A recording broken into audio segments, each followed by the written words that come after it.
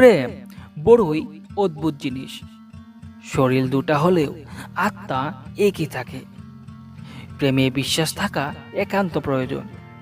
যেমন মাছের বাঁচার জন্য জলের প্রয়োজন, মানুষের বাঁচার জন্য অক্সিজেনের প্রয়োজন, তেমনি প্রেমের বাঁচার জন্য বিশ্বাসের প্রয়োজন। তবে মাঝে মাঝে আমরা যাকে ভালোবাসি তার প্রতি এত বেশি আসক্ত হয়ে পড়ি যে তার ব্যক্তিগত জীবনকে আমরা অবহেলা করতে শুরু করি। বন্ধুরা, প্রেম খুব পবিত্র জিনিস, যেখানে বিশ্বাস, স্নেহ, সম্মান এবং একে অন্যের প্রতি বিশ্বাস রাখতে হয়। সন্দেহ শুধু বিভেদের কারণ হয়ে দাঁড়ায়। বন্ধুরা, আপনাদের জন্য এই প্রথম একটা প্রেমের গল্প নিয়ে আমরা হাজির হয়েছি। আমাদের গল্পটা সম্পূর্ণ কাল্পনিক। আশা করছি আপনাদের ভালো লাগবে। গল্পটি লেখনে আছেন শুভা এবং গল্প পাঠে আমি সুব্রত এবং বিভিন্ন সাউন্ড এফেক্টস এবং এডিটিংয়ে রয়েছেন পঙ্কজ। শুরু করছি আমাদের আজকের গল্প, অসমাপ্ত প্রেম।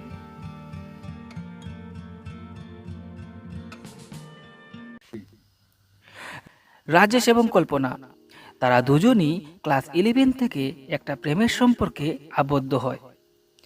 তারা সবে উচ্চ মাধ্যমিক শেষ করে কলেজে ভর্তি হয়। তারা একের প্রতি অন্যের টান এত বেশি যে একজন কলেজ না গেলে অন্যজনও যেত না। ভালোবাসা জিনিসটাই এরকম, একে অন্যকে ছাড়া যেন গোটা বিশ্বটাই শূন্য। তারা দুজনই একই স্ট্রিমে এবং একই সাবজেক্ট নিয়ে কলেজে ভর্তি হয়। তবে অনার্সের জন্য অ্যাপ্লাই করেছিল তারা দুজনই। রাজেশ অনার্স সাবজেক্টটা পেয়েছিল, তবে কল্পনা পায়নি। তাই বাধ্য হয়ে রাজেশকেও অনার্সটা ছাড়তে হয়েছিল। কথা একটাই, তারা যা করবে একসাথেই করবে। কল্পনা রাজেশকে নিয়ে খুবই পজিটিভ ছিল, আর খুব রাগীও ছিল সে। একবার স্কুলে একটা মেয়ে রাজেশকে প্রেমের প্রস্তাব দিয়েছিল এবং সেটা কল্পনা কিভাবে যেন জেনে যায়। তারপর সে সেই মেয়েটির চুল ধরে যা মারধর শুরু করেছিল। এক কথায় রাজেশের দিকে কোনো মেয়ে তাকালে তাকে যেন সে খেয়ে ফেলবে, এরকম একটা পরিস্থিতি সৃষ্টি হয়ে যায়। তবে হ্যাঁ, মেয়েটির মন খুবই ভালো, পাগলের মতো ভালোবাসে রাজেশকে এবং রাজেশও তাকে খুবই ভালোবাসে। তারা প্ল্যান করে রাখে কলেজ শেষ করে তারা দুজনই বিয়ে করবে। দেখতে দেখতে একটা বছর কলেজে পার হয়ে যায়। ইতিমধ্যে তারা কলেজে অনেক বন্ধু বান্ধবও বানিয়ে ফেলে। হঠাৎ একদিন কল্পনা পা পিছলে বাড়ির সামনে একটা গর্তে পড়ে যায় এবং কল্পনার বা পাটি হাড্ডি একটা ভেঙে যায়। এই হাড্ডি জোড়ানিতে কমপক্ষে 2 মাস সময় লাগবে, যা ডাক্তারমশাই তাকে বলেন। টোটাল বেড রেস্ট নিতে হবে তাকে। তবে এই ছোট দুর্ঘটনাটা অনেক বড় ঝড় তুফানের সংকেত দিচ্ছে, যা আপনারা আর কিছুক্ষণ পরেই বুঝতে পারবেন। এদিকে কলেজের এক্সামের সময় চলে আসে। কলেজের ক্লাস কামাই করা মানে পরীক্ষার ফলাফল খারাপ করা। তবুও রাজেশ কল্পনা ছাড়া কলেজ যাবে না বলে জিদ করে। তবে কল্পনা রাজেশকে অনেক বোঝায়, দেখো কয়েকদিনেরই তো ব্যাপার, দেখতে দেখতেই কেটে যাবে। তুমি কদিন আমাকে ছাড়াই কলেজ যাও আর সমস্ত নোটস এনে আমাকে দিও।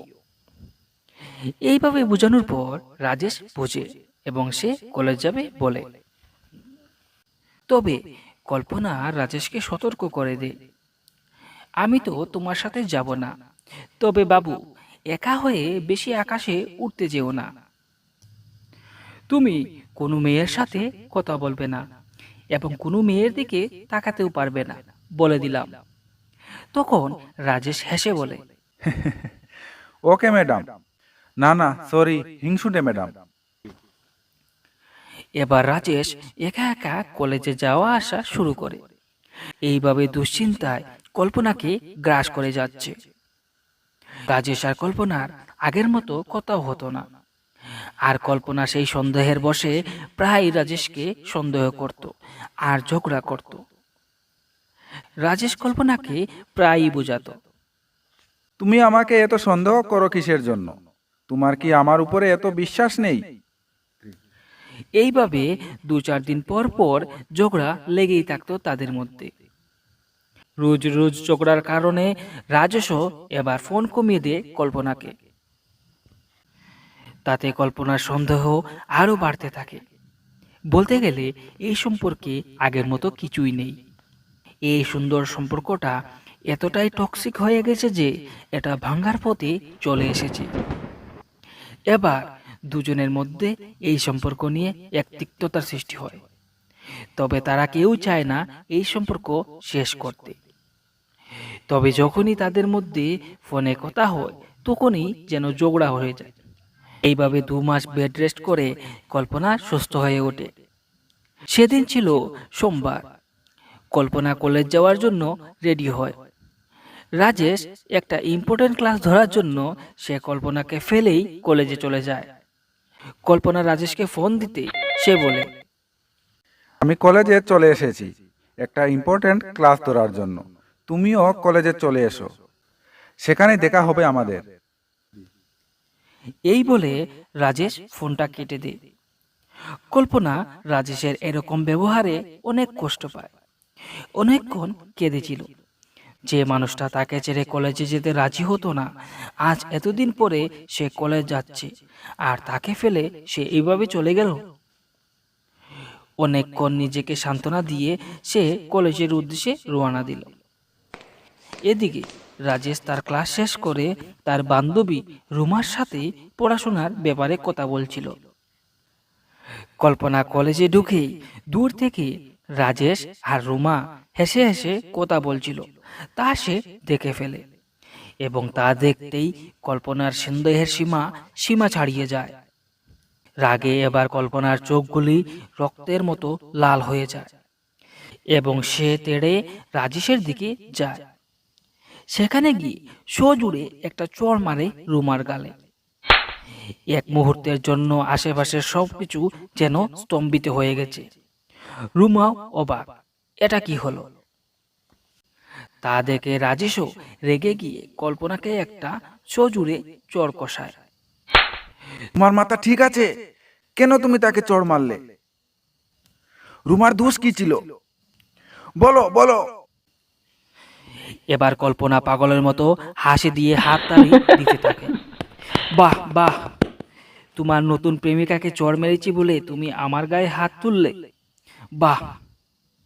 কল্পনা রাজেশের কলার ধরে সজোরে চিৎকার করে আর জিজ্ঞাসা করে, কেন করলি আমার সাথে এত বড় প্রতারণা? এটাই ছিল তোর ইম্পর্টেন্ট ক্লাস? রাজেশ এক জটকায় কল্পনার হাত ছিটিয়ে বলে, এটা কি বলছো তুমি? তোমার মাথা ঠিক আছে তো? রুমা আমার বন্ধু, এখানে সিন ক্রিয়েট করো না। এখন তুমি বাড়ি যাও, পরে তোমার সাথে কথা বলবো। কল্পনা কাঁদতে কাঁদতে এক দৌড়ে কলেজ থেকে বেরিয়ে যায়। মাথা সোজা করে সে চিন্তা করতে করতে রাস্তা দিকে এগিয়ে যাচ্ছে। সে যেন তার গন্তব্য ভুলে গেছে। সোজা পথ দিয়ে এক দিশের মতো সে হেঁটেই যাচ্ছে। ওদিকে রাজেশও তার পিছু নিয়েছে। কল্পনা, দাঁড়াও দাঁড়াও, তোমার সাথে আমার কথা আছে, দাঁড়াও দাঁড়াও। কিন্তু কল্পনা রাজেশের একটা কথাও শুনছে না। সে এবার নিজের চিন্তায় এত মগ্ন হয়ে গেছে যে কিছুই সে শুনতে পাচ্ছে না। হঠাৎ শু করে একটা বাইক হাওয়ার গতিতে এসে কল্পনাকে আঘাত করে এবং 15 থেকে 20 হাত দূরে কল্পনাকে ছিটকে ফেলে। এক বিভৎস চিৎকার করে রাজেশ কল্পনা! এক বিভৎস চিৎকার দিয়ে সে ছুটে যায় কল্পনার দিকে। সমস্ত মাথা দিয়ে রক্ত বয়ে যাচ্ছে কল্পনার। রাজেশ দৌড়ে কল্পনার মাথাটা তার কোলে তুলে কল্পনা করুণ সুরে তাকে শেষ কয়েকটা কথা বলে, আমি তোমাকে অনেক ভালোবাসি, আমি তোমাকে অন্য কারোর হাতে দিতে পারবো না, আমাদের একসাথে আর থাকা হলো না, আমাকে ক্ষমা করে দিও, অনেক কষ্ট দিয়েছি তোমাকে, দেখো আমি চলে যাচ্ছি, আর কষ্ট দেব না। রাজেশ কল্পনার এই কথা শুনে চিৎকার করে কান্না করে আর বলে ওঠে, আমি তোমাকে কোথাও যেতে দেব না কল্পনা, কোথাও না। সে আবার তাড়াতাড়ি করে কল্পনাকে নিয়ে যায় হসপিটালে। অনেক রক্তপাত হয় কল্পনা। ডাক্তাররা বলে ইমার্জেন্সিতে নিয়ে রক্ত দিতে হবে। কল্পনার রক্তের গ্রুপ বি পজিটিভ আর রাজেশের এ পজিটিভ। কি করবে রাজেশ সম্পূর্ণ পাগলের মতো ছোটাছুটি করছে চারিদিকে। এদিকে রুমাও হাসপাতালে উপস্থিত হয়। তাকে সব কথা বলে রাজেশ। ভাগ্যক্রমে রুমার রক্তের গ্রুপ বি পজিটিভ। রুমা রক্ত দিয়ে কল্পনার প্রাণ বাঁচায়। তারপর খানিক সুস্থ হয়ে ওঠার পর রাজেশ রুমাকে নিয়ে কল্পনার কাছে যায় এবং সব বলে। রুমা তার প্রাণ বাঁচিয়েছে। রুমা কল্পনাকে বলে, বোন, রাজেশ শুধু তোমারই এবং সে তোমারই থাকবে। তবে তুমি যাকে ভালোবাসো তাকে এতটা সন্দেহ করো না। এবার কল্পনাও সে তার ভুল বুঝতে পারে। তারপর থেকে কল্পনা রাজেশকে আর এইভাবে সন্দেহ করে না এবং তারা কলেজ শেষ করে বিয়ে করে ফেলে। এবার তাদের একটা মেয়েও আছে। তারা সুখে শান্তিতে তাদের জীবন কাটাতে থাকে। আপনাদের যদি আমাদের এই গল্পটা ভালো লাগে তাহলে কিন্তু অবশ্যই কমেন্ট বক্সে জানাতে পারেন এবং আপনাদের জীবনে যদি প্রেমের কোনো গল্প থাকে তাহলে অবশ্যই কিন্তু আমাদের কমেন্ট বক্সে বলতে ভুলবেন না। সবাই ভালো থাকবেন, সুস্থ থাকবেন। শুভরাত্রি।